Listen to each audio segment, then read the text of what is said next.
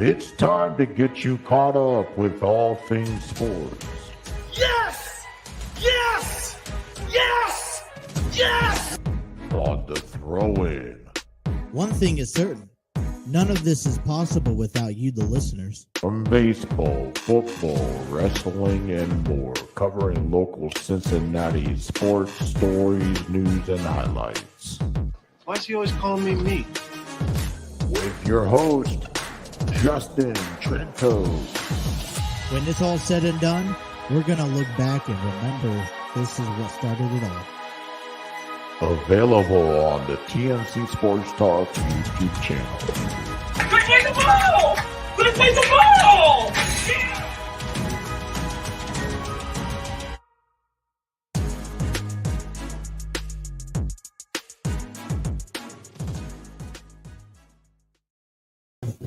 Alrighty, well, a very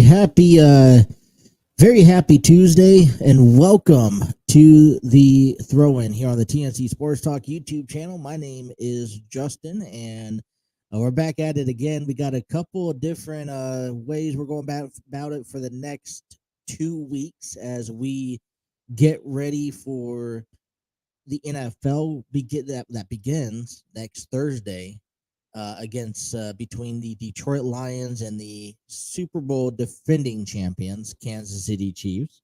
And I could already tell you that today's program is going to be much better than yesterday's program, just for the simple fact that this is the second consecutive day of doing a program each and every day for you guys. And it's important, right? It's, one thing that I've learned with podcasting and doing this show is that it takes several weeks to get on a cycle. It takes several weeks to get on a routine, and it takes several months, if not a year or two at least, to start establishing and building a consistent listener fan base. Okay, I've had this conversation before with other colleagues of mine, people like, especially, for example, Armchair Booking Wrestling Podcast, Steve, a good pal of mine over there. We've had this conversation before, and one of the things that I think we can agree on is that, if you do a show, whether it's a weekly basis, a bi-weekly basis, a daily basis, that it takes a long time for people to start gravitating to your program. It takes a lot of time. Okay, there's a lot of time, there's a lot of effort that you put into this. And it takes months, if not, years and whatnot, to build the fan base. Well, I can tell you right now, through experience, you go miss 1 week or miss one episode, it's like, oh no, what's going on in this, what's going to happen? You lose everyone, especially in this podcasting world. And obviously, I know, listen, I'm not perfect. I've had hiatuses left and right. But, it's important that we're here every day. So that's what I'm thriving to be. That's what we're looking forward to having on an everyday basis. So we got a lot to take care of. So we talked about, hey, NFL is just a little less than 2 weeks away. And I think the countdown for me is 10 days away, right? Because today, tomorrow, Thursday, Friday, Saturday, Sunday, Monday, Tuesday, Wednesday, Thursday again. So 10 days. I got 10 days before NFL starts. And I know at the beginning of this month, when preseason started, we were talking about each division. I didn't really quite get far, you guys. So we're going to rewrap that back into a circle. And we're going to talk about the NFC East. I know we've talked a lot about that, but I want to continue the conversations today about the NFC East. And then tomorrow we'll go ahead and talk about another division in the NFC and so forth throughout the remainder of the week. And then next week, to kick things off, we'll get conversations going about the AFC. The question that I have for you is, what division do you like to see? Or which division or conference, in that matter, it stands out to you the most? It's Everyone pushes, excluding myself, we push to having the AFC being the number one conference over these two NFL conferences. I mean, how can you not enjoy watching the AFC? They have all the great quarterbacks right now. Okay, you got Patrick Mahomes, who is defending Super Bowl champions. You got Joe Burrow and Josh Allen, which are just seems to get better and better as the years go on. And oh, by the way, we picked up, AFC picked up Aaron Rodgers, who is now playing for the Jets. And so it's packed. That's just at the quarterback surface. AFC is known for running, okay, and eating a lot of clock, more strategic style of gaming. But it just seems like when you look at the AFC and you look at the divisions in the AFC, there's just a lot of more compelling, interesting stories and factors and games to be promoted. I take a look at the NFC and I almost scratch my head. Now, we'll talk about this in the program, but the conversation of having, the NFC East, which I personally believe is the number one division in the conference. And, as we go through it today and throughout the rest of the week, I hope you guys can see it as well. I mean, you got Dak Prescott and Jerry Jones, who's had success year after year. You got Jalen Hurts, and the Eagles, who made it to the Super Bowl. Now, yeah, given that they did lose, but they also had, they're looking to repeat themselves. Okay, and if they can repeat themselves, all right, now this is a serious team. This is a serious quarterback in my eyes. And then we look at Daniel Jones, who is growing in the division with the Giants and Washington Commanders, which I still don't feel like Washington is anywhere close to being postseason ready. I feel like they just established their name. They just established their, they haven't even established what their team is about, in all honesty. So there is an argument to say here, a week before preseason or a week before the season starts, that the NFC, the East, is the team to look out for. Now that doesn't warrant the notion of Jordan Love taking over Green Bay, and he looks pretty good so far, and there's expectations riding on that. The South is expected to step it up. Okay, it's a whole new image. You got Derek Carr, you got Bryce Young. Okay, you got, you just got you got new team. You not got new quarterbacks. You got Baker Mayfield.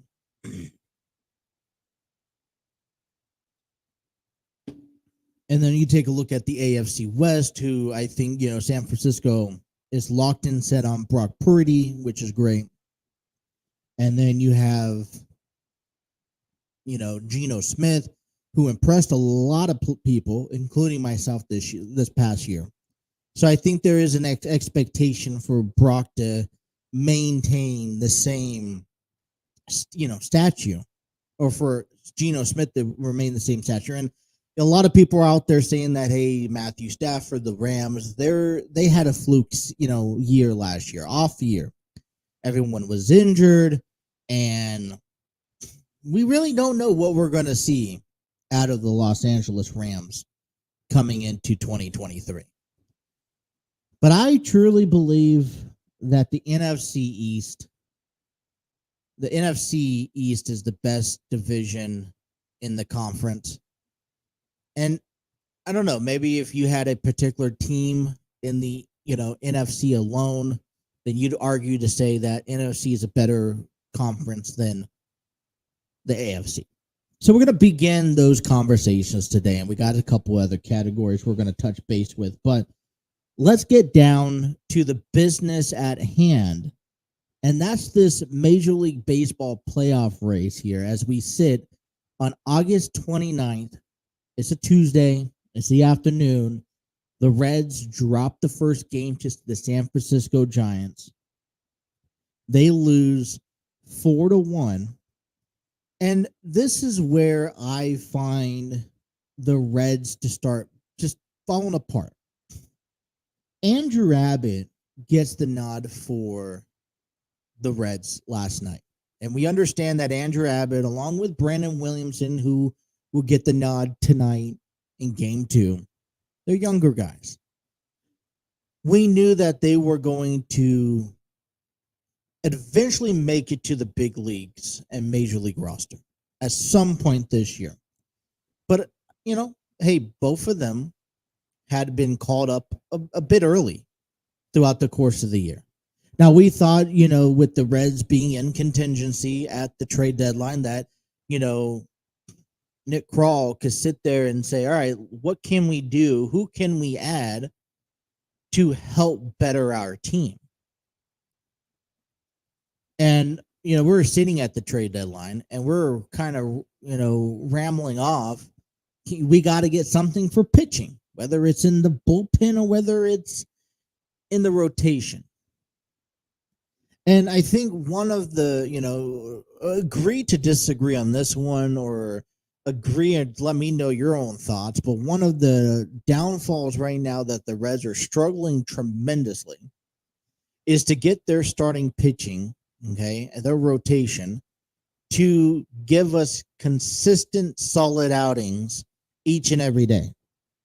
Andrew Abbott pitched 3 1/3 of an inning last night, giving up 5 hits, 3 runs, walked 3 batters, striking out 6. Now you go put up against Kyle Harrison, who was the Giants pitcher last night. And oh, by the way, this is his second major league start. Okay, so in front of his home crowd where he grew up. There's 30 minutes east of San Francisco. Okay, over there, in Oakland, what would I say? Anyways, okay, in front of 24,581 fans. Well, last night, Harrison went 6 1/3 of an inning. So you're telling me that this young pitcher, same resemblance comparison to Andrew Abbott, although Andrew's had a little bit more major league experience. Okay. Harrison, in front of his home crowd, went 6 1/3 of an inning, only allowing 3 hits. He walked 2 batters, striking out 11 batters in a 4-1 win last night.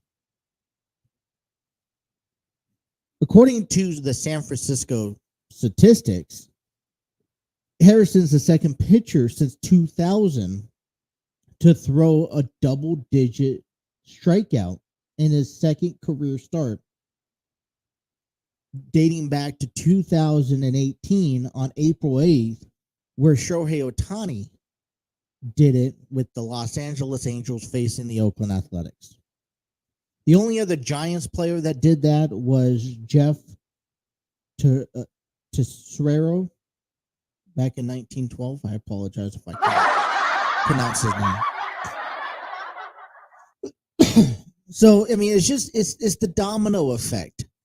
Great. Hey, great moment for Kyle Harrison. These are the moments for that you live as a fan of baseball, as a fan of the sport. You live for these moments where those young guys get called up and they get the spotlight like Harrison did last night. Congratulations to Kyle Harrison. And I hope wherever the future leads for him in his career path at the major league levels, I hope that he could carry it on. But and when you go circle back around to the Reds, we are now down 1 game, which means we are now playing 500 baseball on this road series. I started off a week ago in Los Angeles. We didn't play Monday. We played Tuesday. We had a doubleheader Wednesday. We swept the Angels, okay, in Anaheim. We went down south to Arizona and we lost. We took 1 of 4, which isn't good. And we got off to a low start here already at Oracle Park up in San Francisco. We already also learned that Matt McClain, who is right now a contender runner-up for NL Rookie of the Year, is out with a oblique strain for at least 10 days. So what does that mean? Is that I think ultimately it means that that our players are gassed. We have a young group of guys that would typically in the minor leagues in their season around this time in the next week or two. Okay? They're getting gassed. We're talking about Ellie De La Cruz. We're talking about Christian Encarnacion Strand, Matt McClain, Noel V. Marte. These are all players that we were expected to be called up throughout the course of the year. Andrew Abbott, for example. Brandon Williamson, for an example. They're all expected to be called up at some point of the year. A lot of them got called up early. So I'm trying to just put the pieces together. Where are the Reds going wrong now? And what is the overall outcome? This just didn't happen this month. So, right now, at this point, I believe that the Reds are getting winded. They're gassed. They're done. Okay, I don't know if they have much more in the throttle to hold themselves afloat for a postseason. I want Cincinnati to come back in tonight and come back in for the month of September and be like, listen, you're wrong about us. And I would eat that cake as it comes. But I'm calling it right now. I think the Reds are gassed. I think that the players are ready, are already checked out of the season. They're not used to playing 162 days of the year. And this is that learning curve that happens with young guys. And you don't have enough established between young rookies to veterans on the ball club that could help lift your team in the month of September. Right now, a crucial month because we're still only a game and a half out of the wild card race. Milwaukee beats Chicago 6-2, so that doesn't quite help us. And I'm not really, at this point of time, I would say I'm not looking at a Milwaukee divisional, chance. We're done playing Milwaukee. I just think that they're too good. I mentioned this yesterday. Players there are teams out there that know what it takes in September and August to get to October baseball. Milwaukee is one of those teams. Chicago has the talent, has the coaching staff that knows what it takes to get to October. Right? They're not all rookies. Right? They're not all young, guys who are fresh meat into this league. So we have ourselves our handful. And I'm not saying that Cincinnati can't make it October baseball. I'm just saying that it's going to be pretty difficult, and they're going to have to find something to change here very shortly. Because right now, when you're looking at playing, right now you didn't do well against Arizona, who currently holds that third spot in the wild card. You have San Francisco on the outside looking in, a half a game back, and then you have Chicago in a 4-game series this weekend, and they're also in the wild card. So the teams that you're going to probably be facing, if you could get to October baseball, you have to go through them right now. And right now, the Reds ain't holding their end. So we'll talk a little bit more about Reds baseball coming up next. We got a lot of baseball and football to get to you on this Tuesday afternoon program of The Throw-In. If you guys are watching us on our YouTube page, Facebook page, or Twitter page, thank you. Hit that like button. Share with a friend. Subscribe if you haven't already done so. Okay?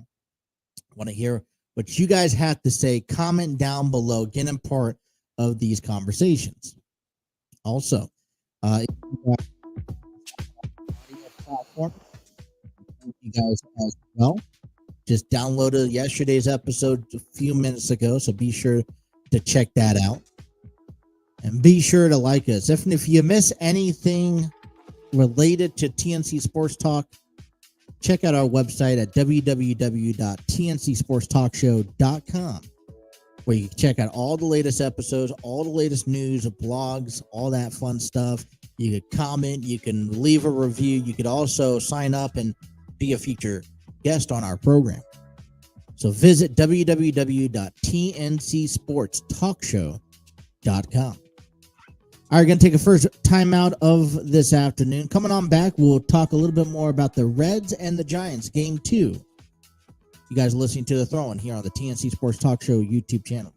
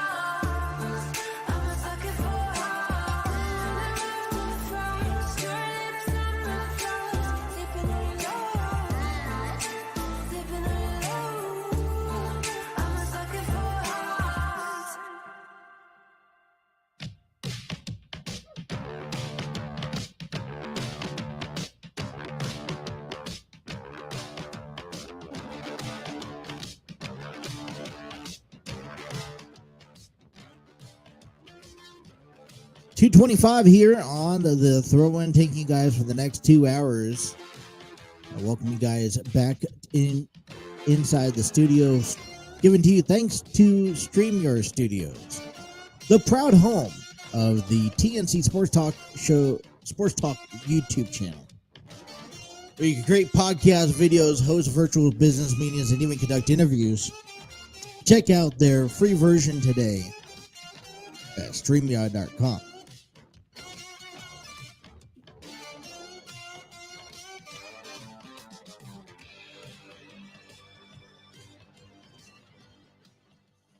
We'll be taking a look at the AP College Rankings Top 25. Let you guys know how college football stands among Week 1. Handful of games played this past weekend, and more come starting up this Thursday. I consider NCAA college football beginning this coming up Thursday. So we also have Labor Day weekend coming up a week from yesterday. So wherever you guys are at, hopefully you guys are making good plans. If you guys are enjoying lunch, enjoy your lunch here. But all right, well, you know what? The Cincinnati Reds have another chance. I mean, I know yesterday didn't go quite as planned, but they'll have another chance tonight, 9:45 Eastern Standard Time. The 68 and 65 Reds, currently in third place of the NL Central, and I got 2.5 games back, or a game and a half back, because Arizona lost yesterday, of a wild card position. And they'll go up against the San Francisco Giants, currently sitting at a 68 and 63 record.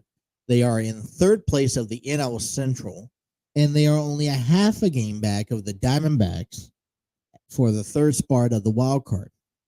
As far as any changes went, Philadelphia is 4.5 games up in the wild card position. Chicago is a half a game above Arizona, who holds the third wild card spot. Over there on the American side, Tampa Bay has a steady 5.5 game lead, ranked position number 4th in the wild card, followed by Texas and Houston that are tied. Toronto has 2.5 games back. Boston has 5.5 games back. You look at beyond Cincinnati being a game and a back behind of the wild card. Miami's 2.5 games back, and San Diego, who beat St. Louis 4-1 last night, is now 7 games back. And we've seen miracles happen before. And this is why I'm saying, this is why I'm so questioning. A few years back, St. Louis came in, had a 17-game stretch in September, and found their way into the playoffs. As a matter of fact, I think they found their way. They replaced Cincinnati in the playoffs.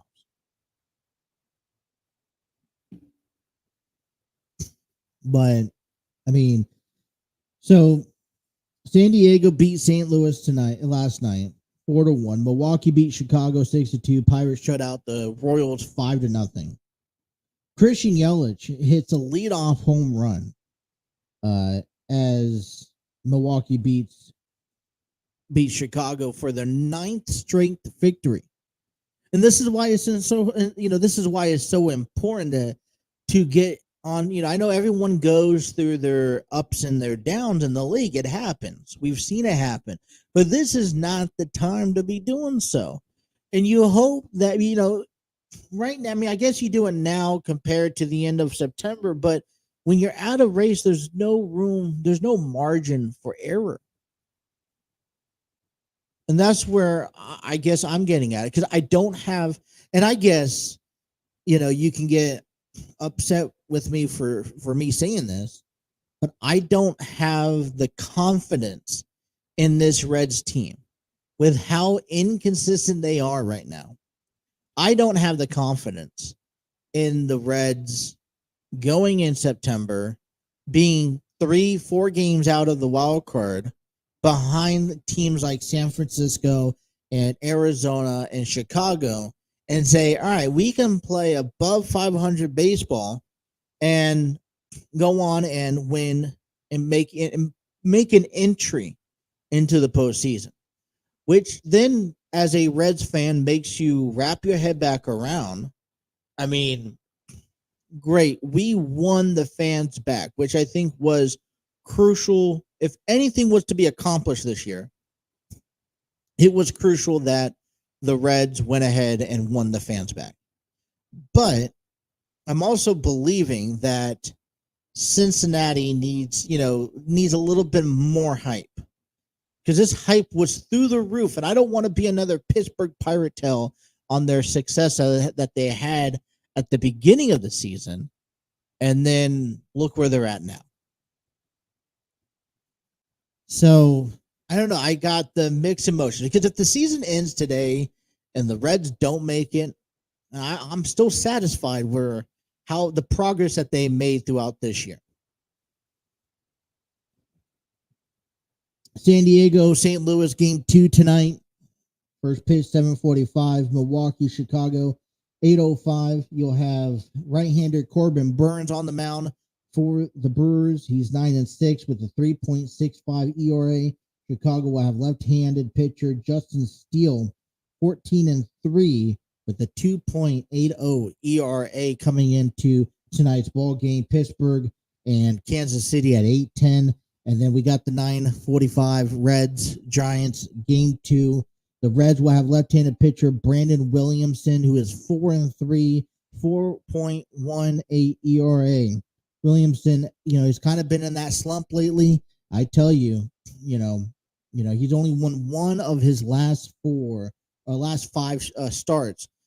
So for in the last 5 consecutive starts, which isn't good. So hopefully Brandon Williamson can find a way to get back on some winning track. But hey, they're going up against a right-handed pitcher in Alex Cobb. He is 6-5 with a 3.74 ERA, and he's coming into tonight's game. Right, he has now recorded a win on his record since July.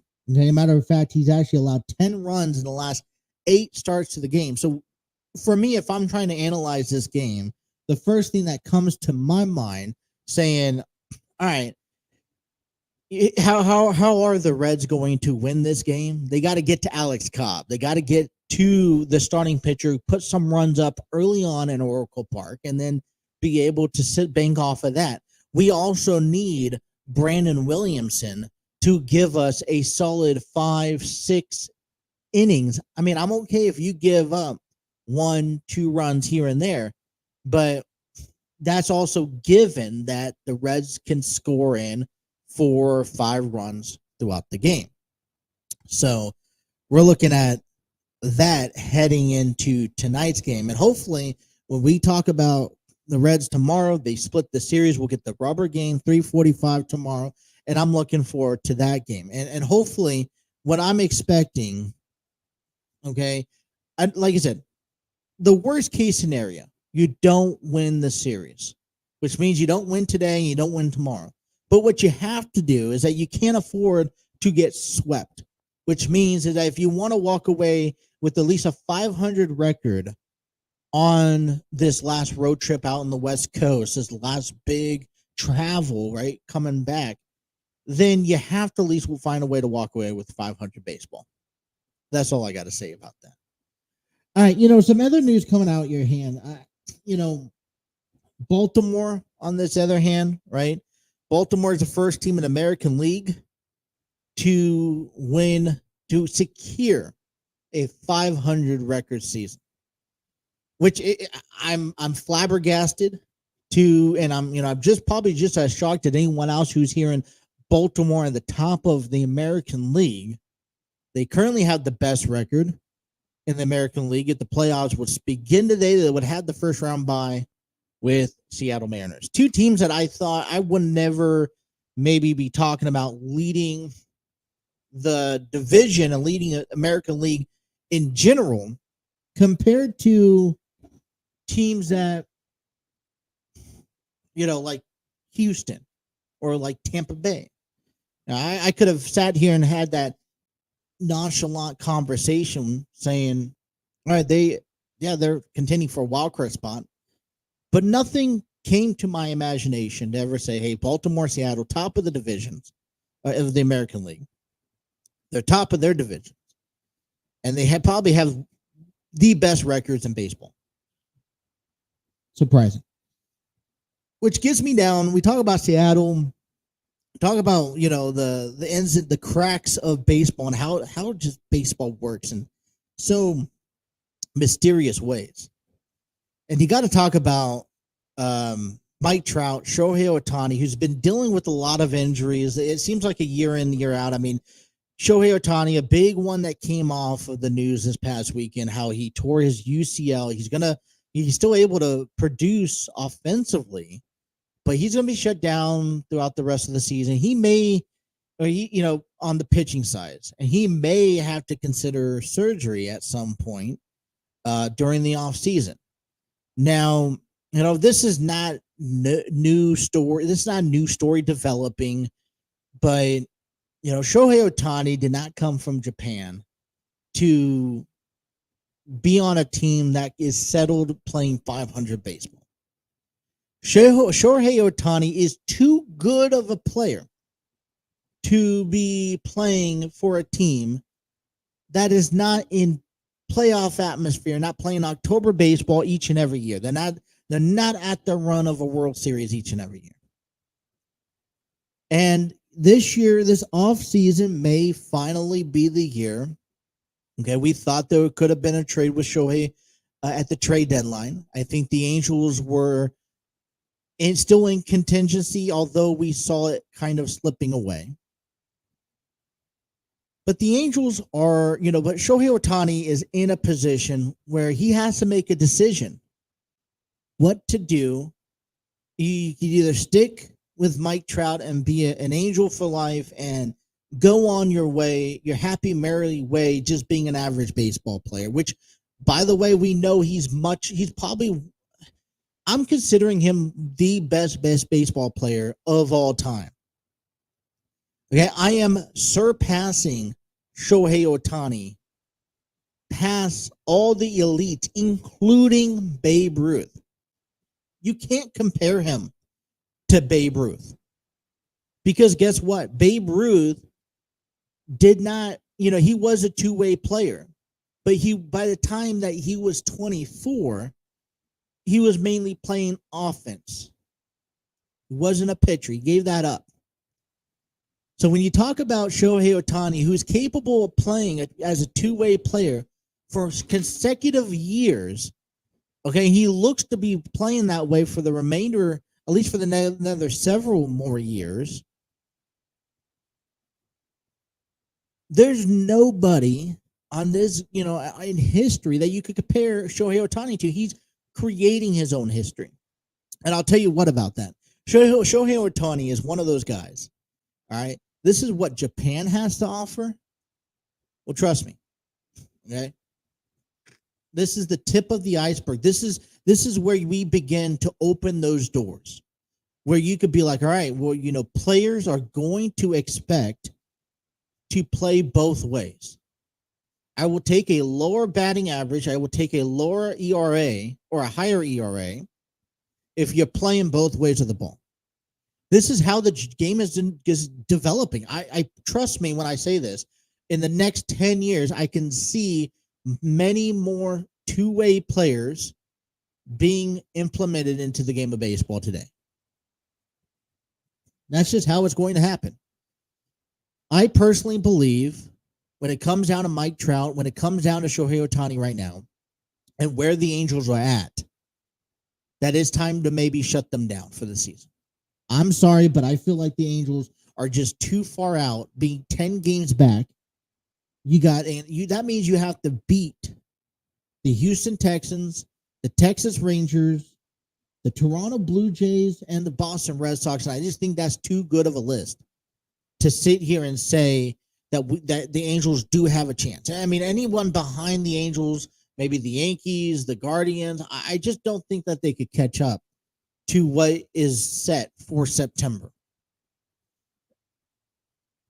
I say for now, just shut these two guys down, which it sucks because these are great athletes, but I really think it's time for, I know it sucks because I love the Angels. I want to see two of the greats playing with, in a Reds, Halo uniform.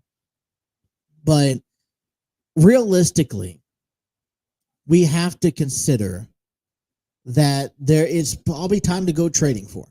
And this is going to be the off-season question of the year, is that if Trout and if Ohtani does agree to go to another team, where will they land on? Will they remain on the West Coast? I know Dodgers are having eyes out on them. Or could they end up on the East Coast? I know Trout and Philadelphia maybe. Those are off-season questions that need to be answered. All right, coming up next, bottom half of hour number 1, we will talk about the AP Top 25. College football rankings are in. Let's give you that information when we come on back. You guys are listening to a throw-in here on the TNC Sports Talk YouTube channel.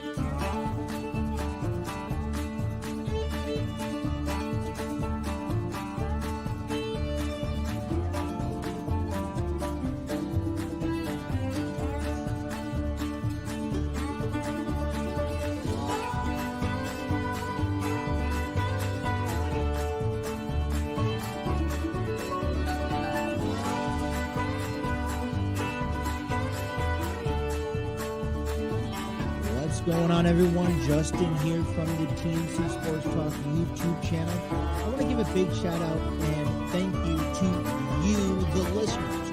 That's right. Without you guys, none of this is possible.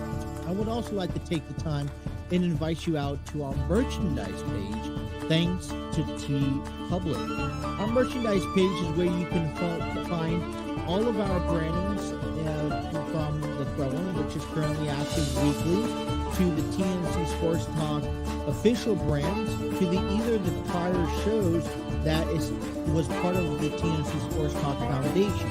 Now, within all the brandings, you can select T-shirts in both men and female sizes, apparel such as hoodies, kids onesies, kids T-shirts, phone cases, notebooks, coffee mugs. They have a vast majority. This is why I love T Public. And right now, if you spend $80 or more, you get free shipping. And so we want to invite you out to our merchandise page by heading on over to tpublic.com/user/TNC-sports-talk, or even using the QR code up in the right-hand corner. We want to thank you guys again, the listeners, for supporting us, and we hope to see you guys out wearing our merchandise.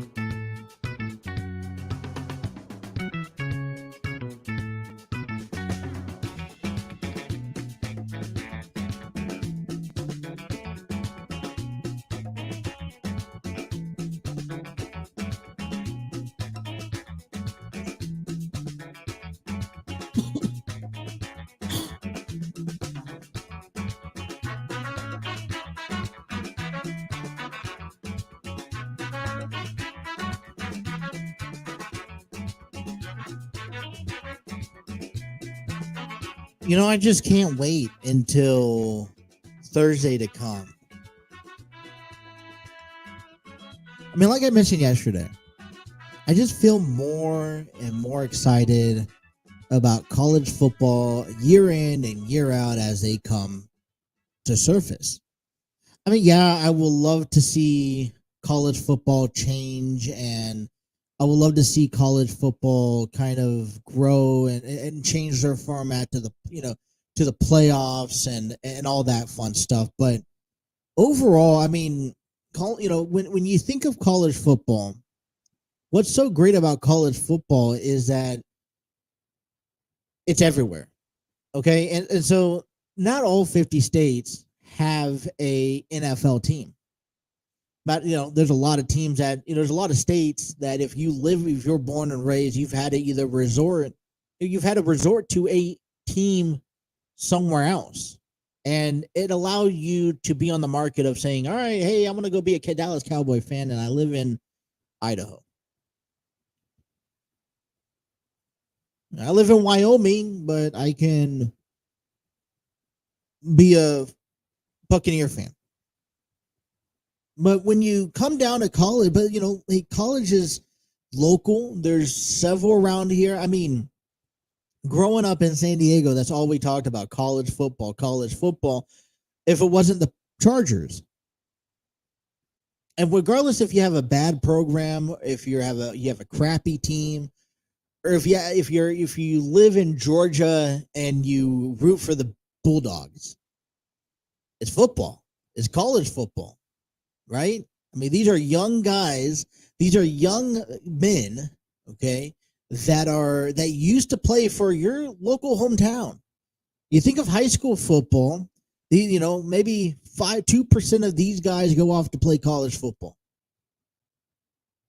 But you can sit back and you follow somebody, maybe you have an alma mater, let's say you went to San Diego State. And now you have a reason to follow anyone who is playing football at any level, or baseball or basketball, saying that, hey, they went to San Diego State. College football is such a great thing. I grew up playing high school football. Had a person I know, guy I know that played. That was running back. He broke all sorts of records from Mira Mesa High. Went on to play with I believe it was the Kansas City Chiefs. Won the Super Bowl a couple years back. Back it was in 2020 when they beat the 49ers. And it's just like, great, get a chance to know. So that's how connected football can be, especially at the lower levels, whether it's high school, college. But it's always interesting to see how they rank things. And I'm going to be honest with you. This is the AP rankings. Top 25 came out. And we're going to finally take a look at this. And I feel like this is more of a preseason ranking. And a lot of people are going to be judging. And a lot of people have their own thoughts and own opinions. I don't want to hear your opinion. But the first thing that gets to me on this AP top 25 is your top 5. Okay, let me start off by saying, and you know what, there's no surprise. Let's start off by number 1. Obviously, Georgia belongs number 1.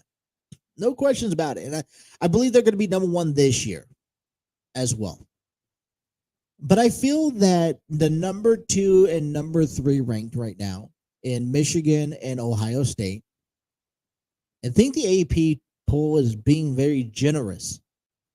Maybe a little bit of sympathetic is being taken into place by ranking Michigan and Ohio State at 2 and 3 and putting Alabama down at number 4. Okay, I don't care how you guys want to write it out. I'm throwing Alabama at number 2. If it was me putting my rankings out there, throw Alabama at number 2. There's just no way, at least at the start of this season. Yeah, I mean, Michigan is that good, and they're going to be in a tough division. Michigan, Ohio State, Penn State, all going to deserve to be in the top 10.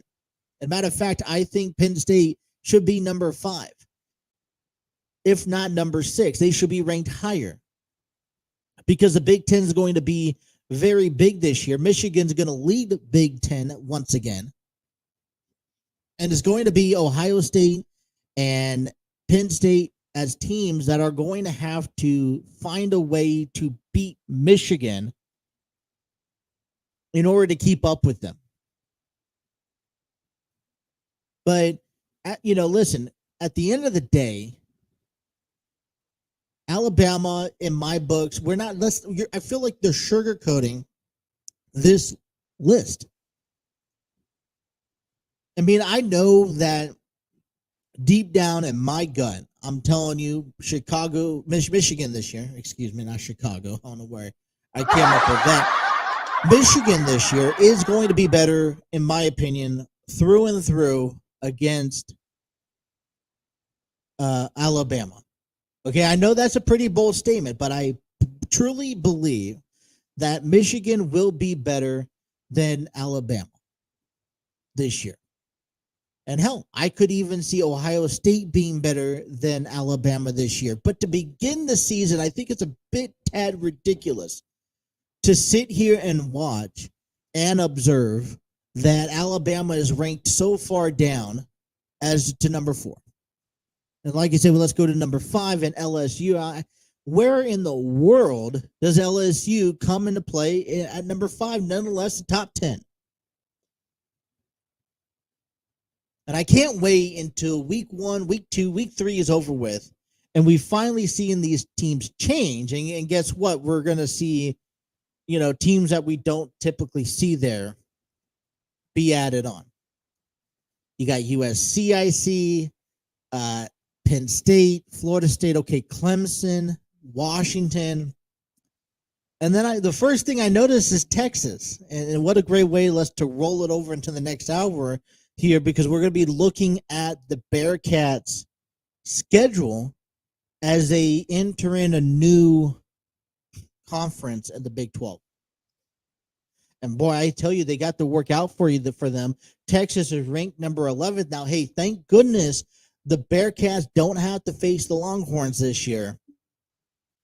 But I'm telling you, it's going to be a tough conference for the Bearcats to adjust to.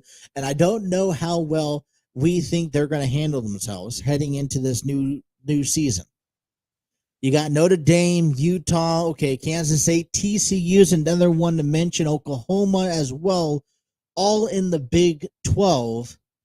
I'm actually interested to see, and if Cincinnati can have themselves a decent year this year, can we potentially see Cincinnati break the top 25? I know we've seen it in the past, but they were in the AAC when they were in the top 25. I want to see how, is it going to be easier for Cincinnati if they have success to be recognized and noticed from NCAA more being in the Big 12 than it was compared to the AAC? That's where I'm kind of looking at, because that's the whole reason why, right? That's the whole reason why you jumped conferences. Okay, there's television deals, there's financial income that plays a role into it, but it's time. Listen, I expect Cincinnati within the next 3 years to be in the top 25 come beginning of the season. They're growing, they're getting better year in and year out. Make an argument for why Cincinnati, who takes a long shot to go into this other conference and get better matchups, in the next 3 to 5 years, they can't be in the top 25 just as TCU is, just as Oklahoma is. Because I see teams right now, Tulane, Iowa, Ole Miss, Texas A&M, I feel like they're getting sugar-coated to be in the top 25, because you got to throw names in there and you got to have to give everybody a little bit of love. So we'll see how NCAA turns out. This is the AP top 25 as of this morning for you guys.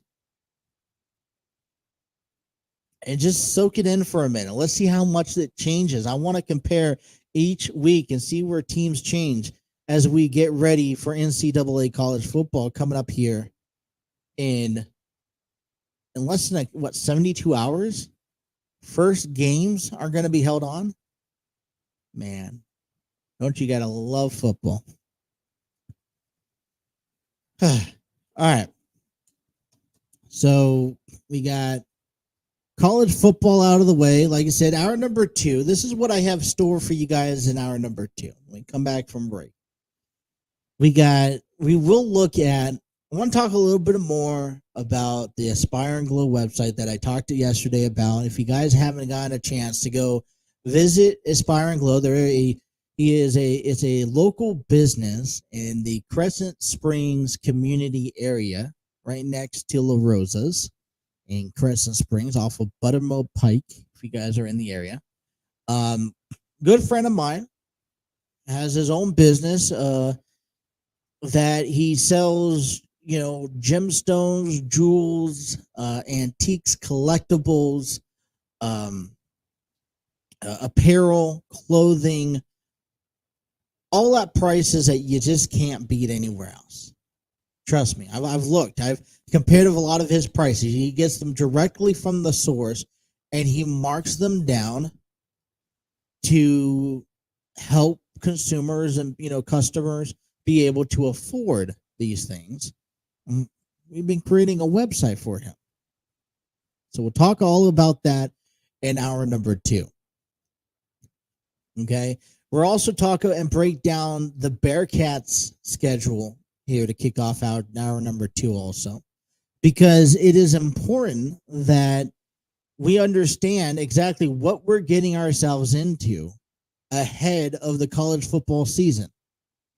And like I said, we could sit here and talk about Kentucky. We could sit here and talk about Eastern Kentucky, Northern Kentucky.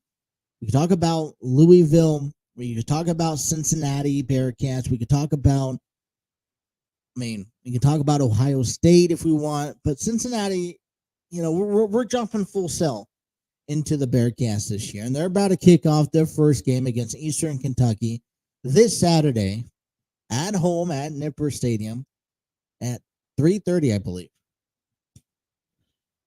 We'll have 3 games before we face the Big 12 conference for the remainder of the season. And one of those games is Pittsburgh. It's going to be an interesting matchup. So where do I believe that the Bearcats are going to finish off this year in the Big 12? We'll talk about that. And then the NFC coming up here. Can't forget about the NFC, where we have arguably one of the best division in the NFC conference. They're just stacked. They're just ready to go. So we'll talk all about that coming up in hour number 2. Thank you guys. Without you guys, this show is impossible. Hit that like, share, subscribe button. Get comfortable, because hour number 2 is coming up next. Thank you guys for tuning into the Throw-In here on the TNC Sports Talk Show YouTube channel.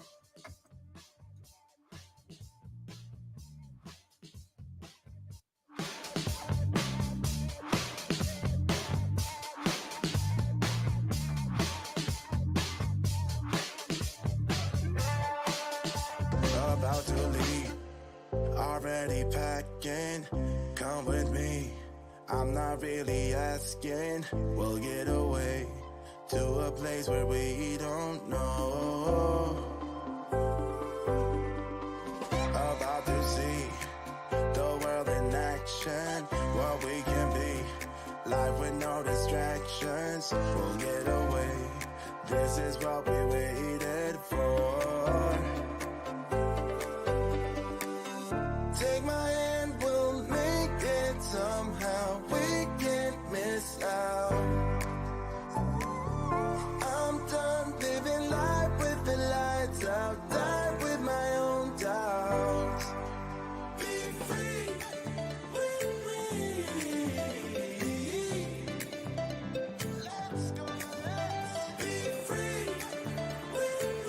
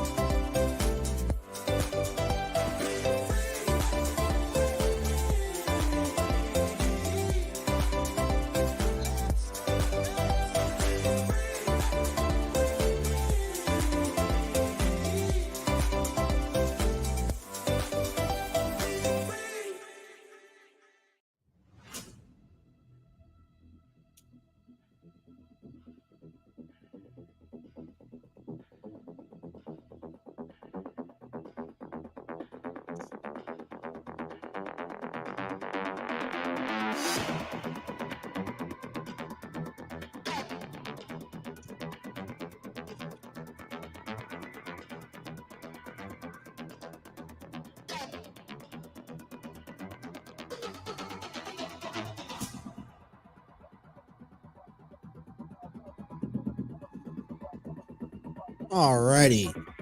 Hour number 2 here on the Throne. Welcome back.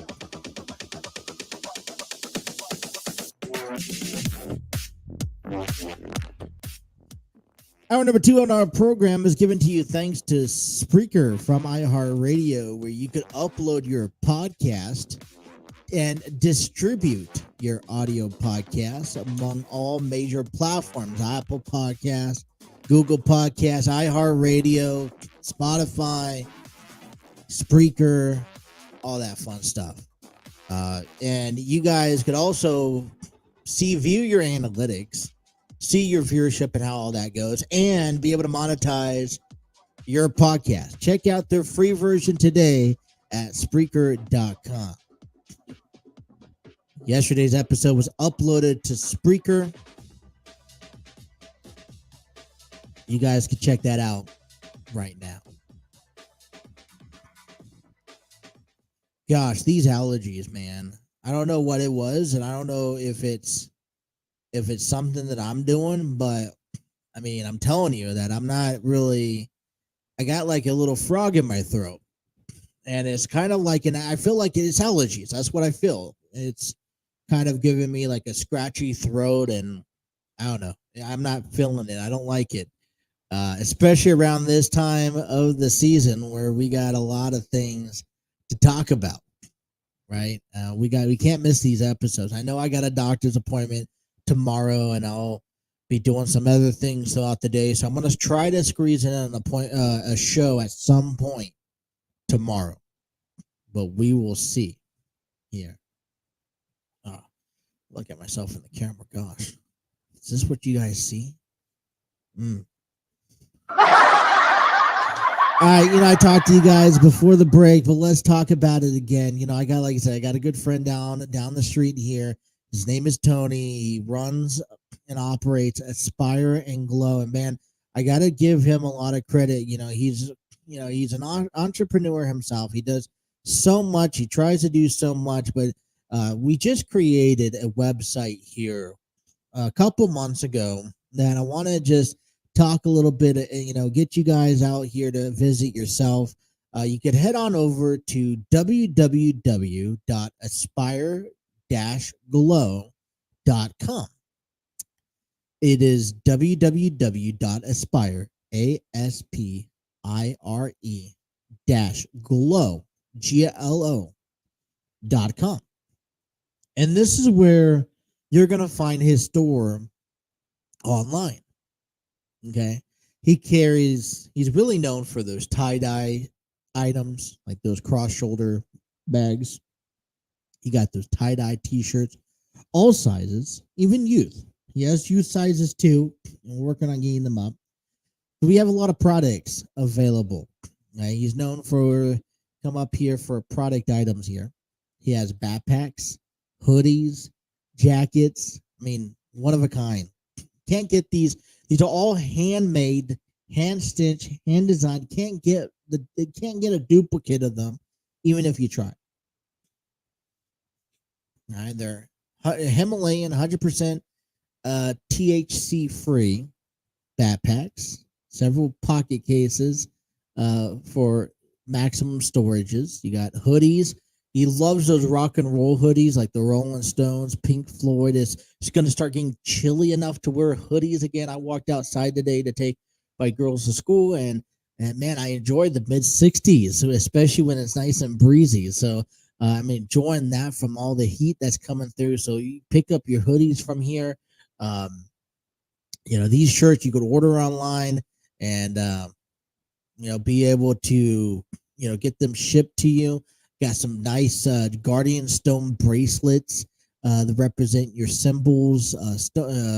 Other bracelets that have meaningful power. I was looking at the which one was I was looking at? I was looking at the Mother of Peace, and this one is specifically designed to help the inner peace and calm of pregnant people while they're pregnant, for mothers and children. I was like, I'm gonna perfectly get this one for the wife, because it will help her calm and just nurture her throughout the rest of the course of her pregnancy. So as we're expecting. But right now, throughout the end of August, if you use promo code TIEDYE, that's TIEDYE, you can save $5 and get yourself a cross-shoulder Himalayan tie-dye bag. Not one's alike. So get yours today while the offer is still available. If you guys could stop by the store, tell him that I sent you there. He'll hook you up tremendously there by visiting the website at www.aspire-glow.com. The link for the website will be in the descriptions down below. I'll have to put it on afterwards for everyone there. All right. So that's enough there. Let's talk about the Cincinnati Bearcats because they jump into a new conference, I'm telling you. All right. They're jumping into a new conference. They're treading water that I don't know if they're ready to be, that they can handle the new water that's being tread. But guess what? They're going to try to do it. And they got a nice, interesting schedule coming up here. And I kind of want to talk to you guys about it and kind of give you my predictions for this schedule that is coming up here. So, all right. So they kick things off this Saturday at 3:30 at Nipper Stadium at home against Eastern Carolina. Okay. And like I said, the first 3 weeks of the season, the Bearcats are going to go on, and they're kind of warm-up games, right? You kind of get your feet wet. You get, you get your, through and through. You look at what you have available, okay? Now, yes, I will like Cincinnati to win all 3 games, and I think the first 3 games of the season are going to be up and down, but we'll get to that in a moment. When you look at the remainder of the season, Oklahoma and foremost, okay, and how this is displayed on the screen is from left to right, right to left, left to right. So September 2nd, they're facing Eastern Kentucky, at which I believe they're going to go on and have a nice win. Then they head the following week to Pittsburgh, where this is where I feel like a win will be very impressive, but I'm not counting on a win. And I'm actually going to give them their first loss on the year at Pittsburgh. So they'll begin the season off 1-1 before heading back home to take on Miami, Ohio. Which then I do truly believe they'll at least start the season off 2-1. Okay. And I'm actually marking it as I go. And I want to follow to see exactly where everyone, where I stand throughout the course of this year. So I am going to predict that Eastern Kentucky is a win. Pittsburgh is a loss. Miami is a win. 2-1. Now, if they could go on and beat Pittsburgh and they could be 3-0, hey, they're going to need it. Because then they will be home September 23rd. I think this is going to be a really huge game for them when they go on and they face Oklahoma. And that's when I believe that the struggles will start prevailing a little bit more. I'm actually predicting that on September 23rd, they'll be handed their second loss on the season. They'll be 2-2 heading into their little bye week at the beginning of October before they head to BYU. And I also believe that they'll lose at BYU. They'll head back home and face Baylor on October 21st. And I think that they'll pick up the victory against Baylor. And, I already made a mistake myself. September 29th, they're at BYU. Okay, so I already got this screen mixed up. All right, so let me follow this through. So They beat Kentucky, Eastern Kentucky. They drop Pittsburgh. Miami, Ohio, to pick up the victory. They'll lose to Oklahoma. September 29th, they'll lose at BYU before coming back home and facing Iowa State, which I think they'll go ahead and pick up a victory against. Then they'll pick up a victory against Baylor before dropping a loss at Oklahoma State October 28th. They got a UCF matchup there for November 4th. November 11th, they'll be in Houston, and I think they'll beat UCF on November 4th. They'll also go on and beat Houston as well. They'll pick up the victory on the road against West Virginia, but then they'll drop Kansas. So what I have here on my charts, 1, 2, 7.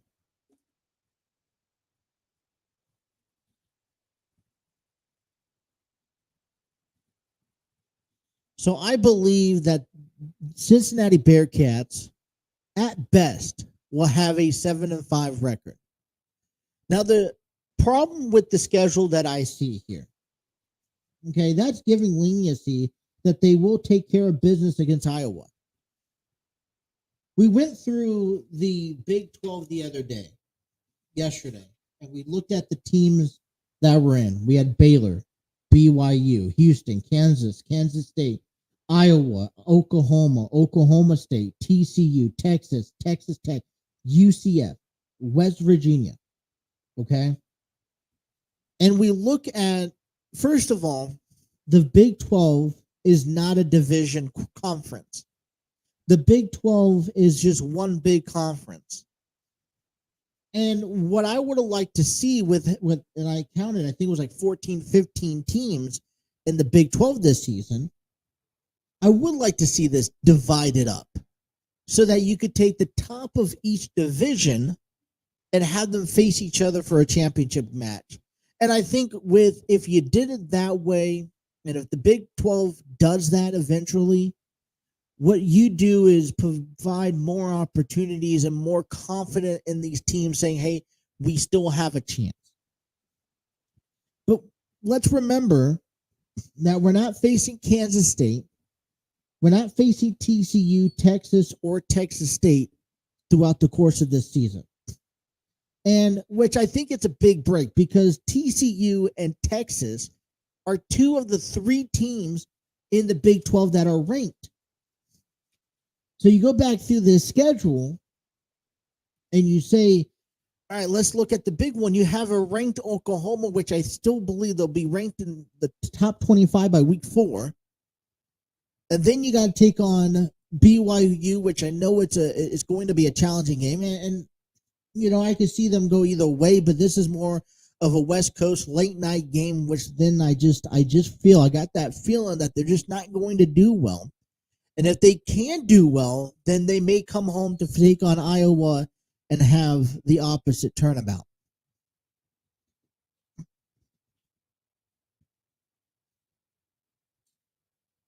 Correct me if I'm wrong, and maybe you guys have a different opinion, but I feel I'm predicting that Cincinnati is going to be a 5-7 team this year.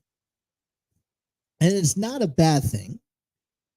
But when you look at the new division, new conference that you're joining, like I said, we're treading water, taking on a team like Oklahoma, taking on someone like Iowa State, West Virginia, Kansas. They're going to provide you little room to effort. And especially now, you're in the category of TCU expect to be lights out perfect this year. Texas is always a good team. Oklahoma's a decent team. Now, I don't see, they're bowl quality teams. They're not going to be in the top 5 where they're going to be facing, challenging the college football playoffs this year. But this is a huge adjustment for the Bearcats that can either work extremely well or could be very devastating to watch. And I hope that it's not as devastating to watch. But we're in territory that we have not explored. See, the AAC, we could be comfortable in. We're at the top of the division. We had one, maybe two teams along with us at the top of the division that we had to look out for every year. Now, I'm sorry, we're at the bottom of this division. We're at the bottom. We're at the bottom of the food bowl, the food chain here when it comes down to the Big 12. And we're not going to be perfect right away. I don't think anyone's expecting us to be perfect, but you know, I don't know. What do you guys think of Cincinnati being 7-5? Is that being too harsh on them, or is that being too lenient on them? Let me know down in the comments. All right, when we come back from our break, let's get down into the NFC East. I know we visited a few times this month already. I never really got on the roll of things, so we have to get back on the roll of things. We'll do that here.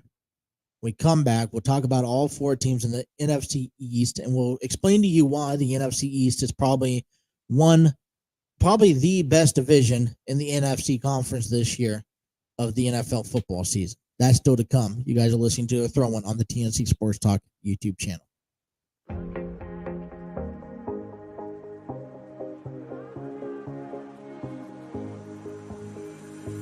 Looking back at the good times before it all went down, climbed right up on the hillside, a different view of my life. You left me running on and on, but I don't care, would you let me in? You said goodbye like everything's gone, everything that we could have been. But I know you are my liability. Yeah, I know you are my liability.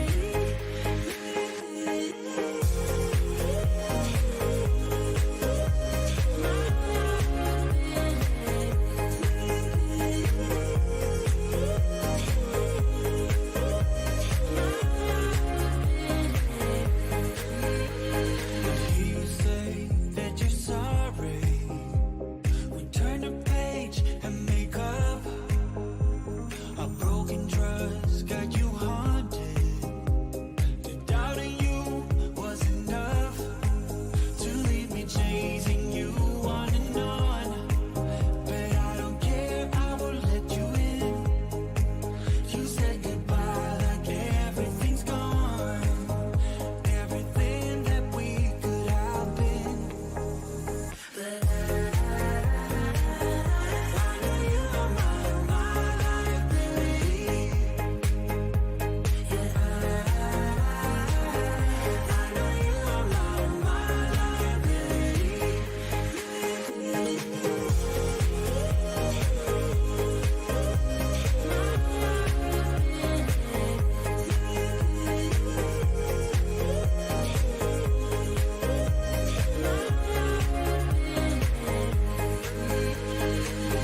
Oh, what a hopeless case we could be. Yeah. Oh, what a hopeless place that we're in.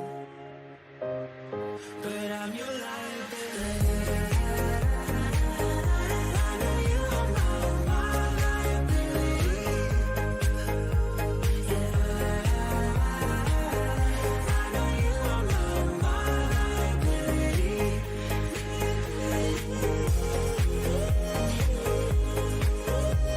My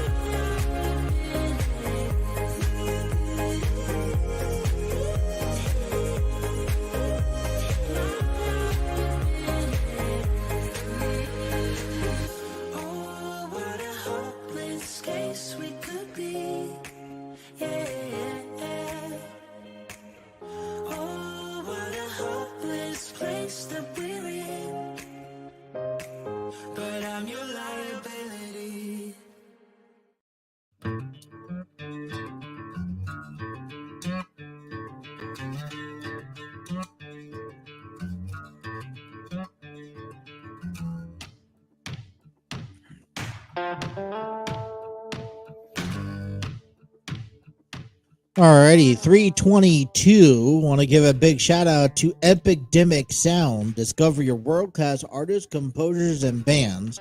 Find the perfect soundtrack and give your social media accounts the music they deserve. Epidemic Sound, a royalty-free music link. For more information, check out epidemicsound.com. All right, we got a lot of fun here coming up here in this second hour, because we're talking about the NFC East and their authentic predictions. I'm going to scratch all the other episodes that I attempted to predict the schedule and the standings and the assumptions for the NFC East. And we're going to actually repay a visit right here, right now, for the remainder of this hour with the four teams that consist of the Dallas Cowboys, the New York Giants, the Philadelphia Eagles, and the Washington Commanders. Arguably the best division of the NFC in general. I mean, we could look just alone at the quarterbacks: Jalen Hurts, Dak Prescott, Daniel Jones. When you think of those three names, you just can't help but get excited because, for one, Daniel Jones and the Giants are working their way up. Right? They have stepping stones that they're accomplishing week by week.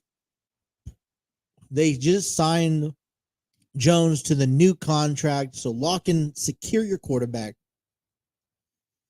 And I don't know if the Giants are going to be good enough to win a division or even make it to a Super Bowl, but when you have three of the four teams, as we see in the NFC, make it to the playoffs last season, you got to be feeling pretty good about yourself, no?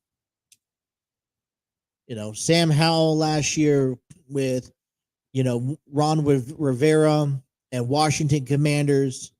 I think that's a bunch of baloney. I laugh at the concept that Washington just did not pay attention to the standings and didn't think of losing a game could have cost them. Well, you know what? You know as well as anyone knows in the NFL or in any sport that matters, especially with the football, that when you get halfway through the season, every game is crucial, regardless or if you're in a security blanket or not. The only time you could sit here and take the gas off the pedal at the end of the season is if you know, either one, you're so shitty terrible that you're not going to make the postseason, and so you're rebuilding for the next year, or you've secured and locked in a first-round bye.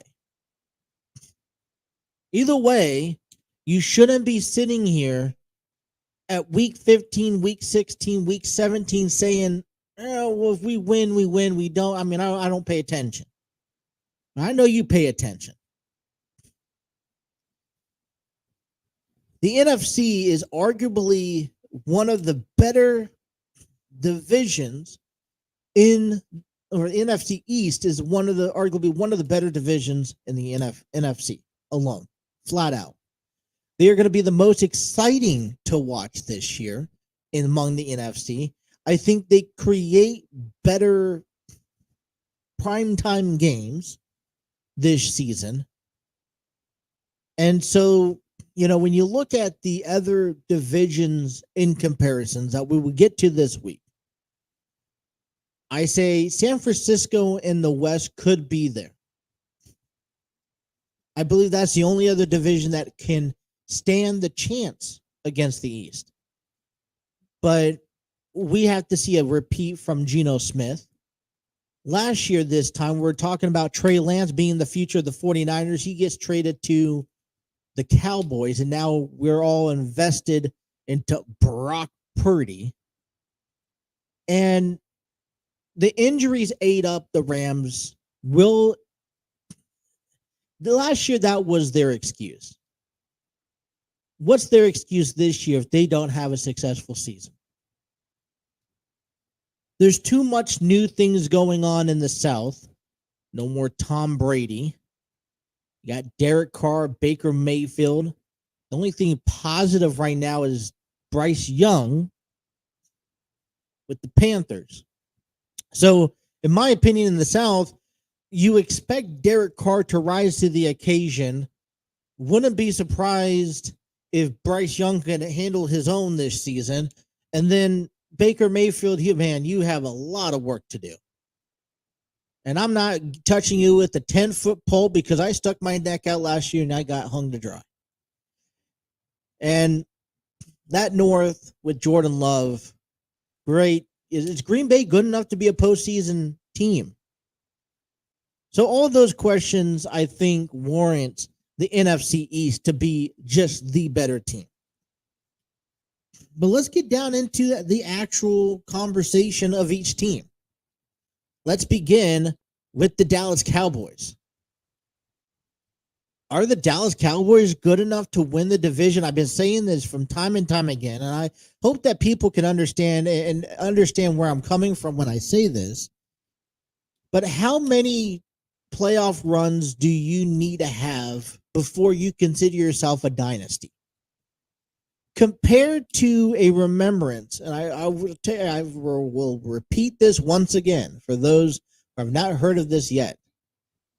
You could have 100 consecutive postseason appearances, but neither one of them are going to be remembered, except for the one that you go on to win the Super Bowl. I can tell you who won the Super Bowl a decade ago, but I can't tell you every team that's been in the postseason a decade ago. And for me, the time is running out with Trey Lance. Now, listen, people are having mixed feelings, mixed emotions about what Jerry Jones did this past weekend, how he decided to pick up in a trade with the 49ers. He picked up Trey Lance in exchange for a couple of draft picks and did not consult Dak Prescott or Mike McCarthy. Now, you may go out on the limb and sit here and say, oh, well, this is a bogus move. Jerry Jones is, he's old. He needs to, he doesn't know what he's doing. Well, you say whatever you want to say. But I think this is a very smart move. How long and how much longer, if you've seen Daniel Jones getting better year in and year out, and you're seeing Jalen Hurts, who within a year, because I don't think anyone quite frankly expected him to be or even better yet, the Eagles to be as good as they were last year. When you get Dak Prescott, when you see everything else that's evolving around you, how can you not say, oh, crap, I got to get my head out of my ass and perform better? You can make it to the promised land. You can't get over to the hump. And that's where I think bringing in a guy like Trey Lance, now he's a guy who has not been judged. I mean, people like to judge him, but he has not had enough NFL time to really hold on to him. I mean, this is a blue bargain chip. You could either trade him in the first month and a half for someone that can show interest of, catapulting your team to the next level, or you can say, all right, I'm going to maybe trade him out if Prescott gets hurt. Maybe he'll be the backup quarterback. Well, let's get down to the season that the Cowboys have this year.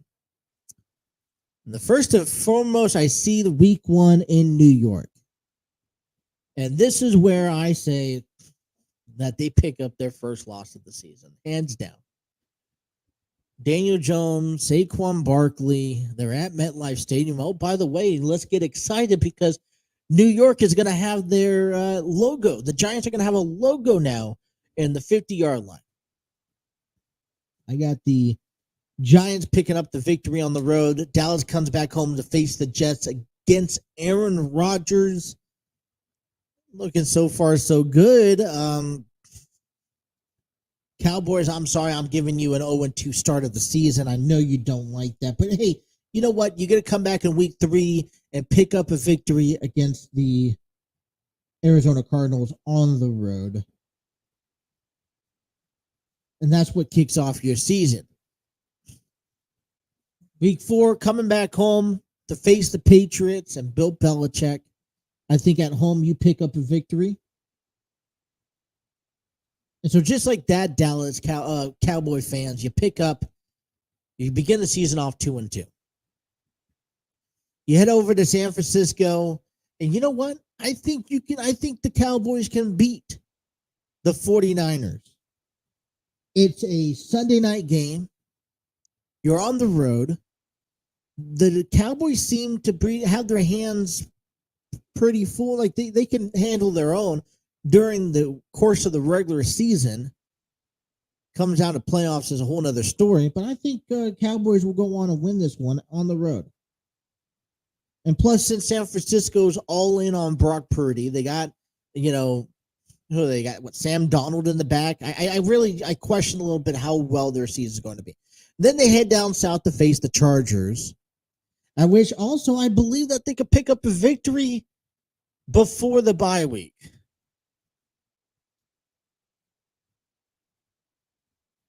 The Cowboys have had success against the Chargers in recent times. So before the bye week at week 7, they go on and go on and kick off the season 4-2, which in my books isn't bad. You come home for the Rams, and I feel like you pick up that victory against the Rams. And then this is where it starts struggling at, because you go to Philadelphia and you ain't beating the Eagles on the road. You come back home to face the Giants, and this is where I can see you picking up evening the score. They split the series 1-1. You go to Carolina and beat Bryce Young. They come back home to Washington, face the Commanders, and they're picking up a victory here. Seattle at home as well. And I will give it to the Cowboys. Okay. Week 14, they're home against the Eagles. It's going to be a tough one. I don't think Dallas is walking away out of this one. Then they're facing Buffalo Bills on the road in Buffalo. This is almost around Christmas time. Buffalo ends up winning. They head down to Miami, and they pick up a victory against the Dolphins. They beat the Lions. And let me see where they're at right now. 1, 2, 3, 4, 5, 6, 7, 8, 9, 10, 11. I think to get themselves into a playoff spot, they'll beat the Commanders. And they'll finish off the season 12-5, in my opinion. So 12-5 is not bad enough. I don't believe that it's good enough for them to make it to the postseason. Or they'll make it to the postseason. It's not good enough to win the division. Rephrase it. Now let's move over to the New York Giants, who seem to be moving in the right direction. The problem that I run into when it comes down to the Giants is that they have, you hope Saquon Barkley has a better year this year than how he finished off last year.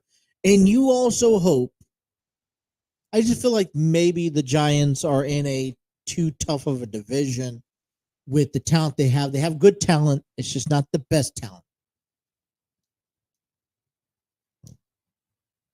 So I got them beating the Cowboys in game 1. I have them going over to Arizona and winning game 2. And then they're heading down up to San Francisco, at which I think they'll actually lose their first game to the 49ers. They'll come back home and actually lose to the Seahawks. When they head out to Miami, they could beat the Dolphins down in Florida, because, to be honest, I'm not thinking highly of Miami. They head up to north to Buffalo, where I think they'll also pick up a loss, heading back home to face the Commanders, where they pick up a victory followed by facing the Jets on week 8. And this is actually a very, very tough one, in my opinion. Everyone has hype that the Jets are a threat to the AFC and the AFC East and to the NFL. And I actually think the Jets will pick up the victory. You go to Las Vegas and face the Raiders, as which they will lose to the Raiders, coming back, losing to the Cowboys on the road, and then picking up a win against Washington. And then they'll also come back home and pick up a win against the Patriots before their bye, which means they'll begin the first part of their season 6-6, playing 500 football. They'll come back and they'll play the Green Bay Packers, which I think Jordan Love fits perfectly in that division, in that team, and he's going to, I think, hold himself pretty nicely. Green Bay will pick up the victory. They'll head over to New Orleans, where Daniel Jones will beat Derek Carr. They'll be on the road to Philadelphia in week 16, at which they'll lose, but they'll come back home to pick up the victory against the Rams. And then the final week, they'll pick up the victory against the Eagles, because the Eagles will lock in, set their division. Which means they will be 9-8 on the season. And I'm believing that could be good enough for a wild card spot. But one thing before I cut the break here that I find struggles for when it comes down to the New York Giants in this circumstance is that this is I feel like there are a lot of egos being fed for the Giants in a way. They're a good team, and I think they could even be a 10-7 team or even 11-6. But they need a lot of things working their way that I don't expect to have. All right, first half of the NFC conversation is done with. When we come on back and on the bottom half of our program, we'll wrap up with the Eagles and the Commanders. You guys are listening to The Throw-In on the TNC Sports Talk YouTube channel.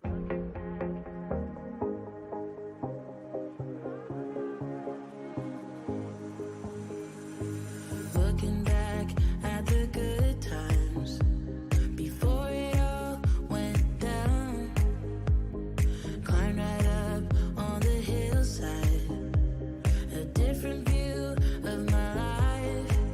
You left me running on and on, but I don't care, would you let me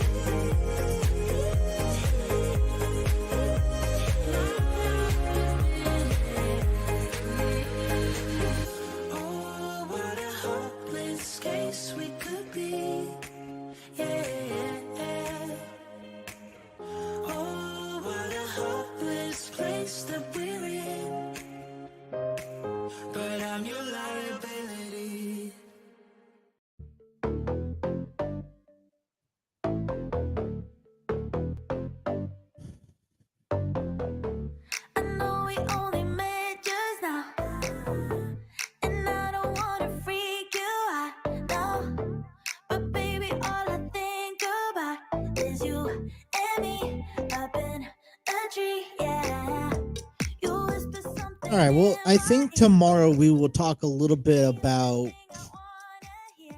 We'll actually talk about the NFC North. That consists of the Bears, the Lions, the Packers, the Vikings. Oh my! Tomorrow's on the throne. We'll talk about the NFC North, covering our prediction on where I think each team will stand in that division. All right, but we are talking about the NFC East here. And we're actually jumping right back into the sales of talking about the Philadelphia Eagles, the NFC champions defending their territory. And, I don't want to jump too much. I had to hold the brakes a little bit on the Bengals when they went to the Super Bowl 2 years ago and they lost against the Rams. Everybody in the town are jumping on Joe Burrow's the best quarterback. The Bengals are the best team in the NFL. But you know what? At the end of the day, and I'm sorry to say this to the Bengals, but until you actually win the Super Bowl, you can't be the best team. They have come close, but yet they still have yet to get the job done. And I truly believe that the Bengals are a good team, but it also took a couple of years of success. I refused to believe last year that Joe Burrow was as good as a quarterback as people said he was until they proved me wrong. And you know what? I will wear that hat that Joe Burrow proved me wrong. He had multiple years of success. The same energy and the same understanding goes for Jalen Hurts and the Eagles. You can have all the success in the world. We talk about this with the Cowboys. But it comes down to actually putting a ring on the finger. And you know what? Unfortunately, they did not get the job done last year. And I'm not saying that they're not a legit team. But a legit team is not consisted off of a progress that was made for one season only. We have to see numerous and consecutive years of success and talent. And then you get into can players and coaches adjust to accomplish what the mistakes that they've had. I do strongly believe that the Philadelphia Eagles is probably one of the fierce teams in the NFC East, or in the NFC alone. And I don't think a lot of teams will compare when you compare them to the Eagles. Yeah, maybe the 49ers. Maybe if Brock Purdy, because this will be the first time we will see Brock at full capacity in this year. By the way, he had an injury last year that ended his season. And hopefully that doesn't carry over at all into this year. But only time will tell. Right now, Philadelphia seems that they will have a lot going their way this year. They'll have a few threats, but I don't think nothing too serious about these threats.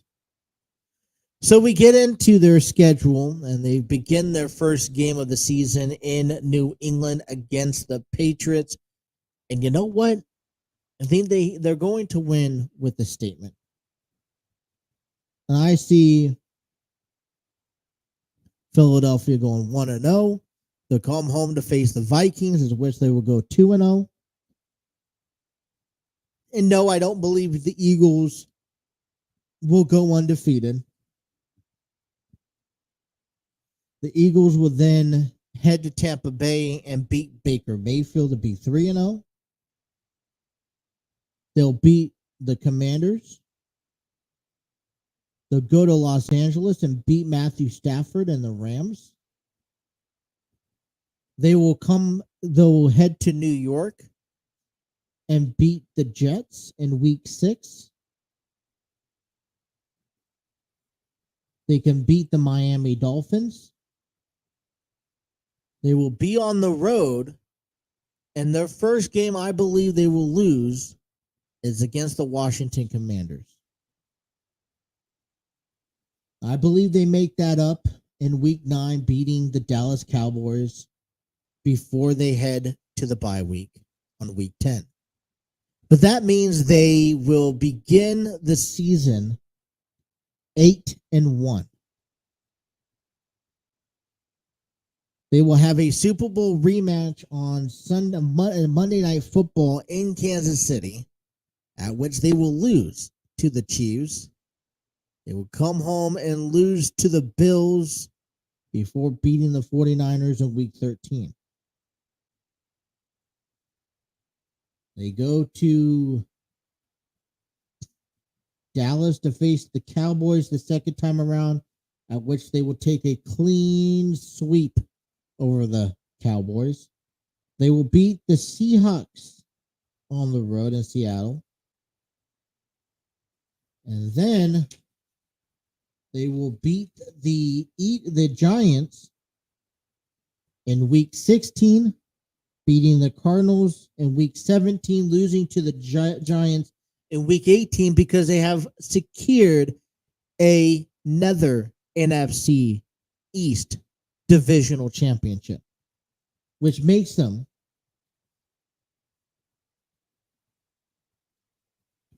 (13-4) on the season. Not too shabby, isn't it? Not too shabby. I think that they will also have the first round bye in the NFC.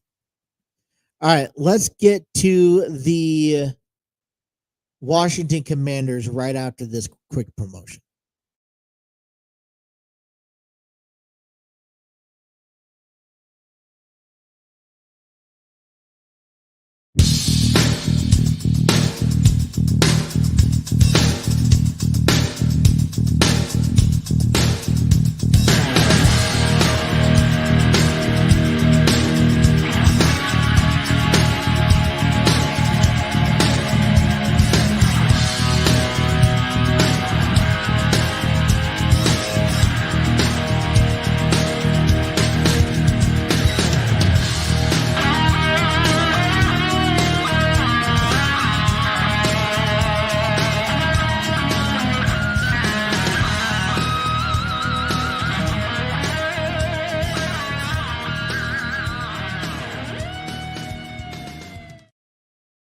You know, two longtime friends from high school are back with each other. They don't live near each other, so they can't record live in the same house, in the same studios. But Steve Barber, Dwaylon Davis, with the Armchair Booking Wrestling Podcast. I love these are two gentlemen who have authentic, knowledge. Gosh, Dwaylon's an encyclopedia to professional wrestling. They talk a lot of all professional wrestling news, stories, updates, highlights, and all that fun stuff at Armchair Booking Wrestling Podcast. You can download them. You can actually go to subscribe to them on their YouTube page. Be sure to download them on all audio platforms and be sure to follow them on their social media pages as well. All right, the Washington Commanders, a team where I kind of feel like they get lost in the shuffle in this sense. They kick things off in week 1 against Arizona, which I think they'll actually pick up a victory in week 1, followed by heading down to down to Denver in the Mile High Stadium, where they will actually pick up the victory against the Broncos. They'll begin the season off 2-0, and I think a lot of people will kind of, are they actually good? But you know what? No, they'll lose to Buffalo Bills in week 3, followed by a Eagles loss in week 4, followed by a Bears loss in week 5. They will pick up a victory against the Atlanta Falcons in week 6, and then they will fall short to the Giants in week 7. They'll win week 8 against the Eagles, cutting their winning streak before losing to the Patriots in week 9. They'll also lose to Seattle in week 10, and then back again against the Giants. They will lose against the Giants, and then they face face Dallas on Thanksgiving weekend, at which they will lose. Miami, I think they could pick up a win against Miami before their bye week, which means out of the 13 weeks, they only have 5 wins on their repertoire. Week 15, they'll be in Los Angeles, where they'll lose against the Rams, followed by a loss against the Jets, a loss against the 49ers, and a Cowboys loss in week number 18. So they'll finish off 5-12 on the season. Nothing so well. I don't know where Ron Rivera will head after this, but I do believe that they may part ways after this season. I just think that this division is too good in all other categories and all other teams to have Washington be a threat at all when it comes down to this NFC East. Okay, that is the Eagles winning the division at 13-4. Followed by the Cowboys 12-5 record, a Giants 9-8, and the Commanders 5-12. And I do believe that the Cowboys will make it back to the postseason. And I even believe a little bit, but that the Giants can make it back to the postseason as well. That's not all out of stretch. But there's a lot of things, as we mentioned here, will have to go right for some of these teams. You know, Dallas Cowboys, you're going to have to figure out, or maybe hopefully picking up, Trey Lance, and who knows how he's going to react or how he's going to be, and maybe what is the initial thought process of the Cowboys using Trey Lance. Picking up Trey Lance hopefully could light a fire under Dak Prescott's, ASS. Daniel Jones and Saquon Barkley. All right, contracts aside, it's time to play football. It's time to win a division. Ultimately, you have the Eagles trying to get back to the Super Bowl. They believe that they're the hot shots, that they're the team to beat in the NFC. So Dallas, New York, among the other competitive teams like the 49ers and maybe the Packers, they're looking to put the Eagles to rest. And by doing that is by beating them. But this is going, because although I have the records so far apart, 13, 12, 9 wins, 5 wins, this is anybody's ball game here in the East. And that's only NFC. That's why they are going to be, and it's not going to be a one-sided division. All right, Eagles are not going to go out there and win the division after 8 weeks and say, all right, we could lollygag for the next 2.5 months and walk our way to the Super Bowl. It's not going to happen that way. But they are a competitive division. They are going to be a better, probably one of the best divisions in the conference, probably in the NFL. All right, that wraps up our program for this afternoon. Be sure to hit that like, share, and subscribe button. We will be back tomorrow to cover the NFC North and hopefully to cover a Cincinnati Reds victory. Talk a little bit more about college football, and we'll probably throw in some wrestling somewhere along the lines. But that's all the time we have. Until tomorrow, you guys have a wonderful rest of your day. Thank you guys for tuning in to The Throw-In on the TNC Sports Talk YouTube channel.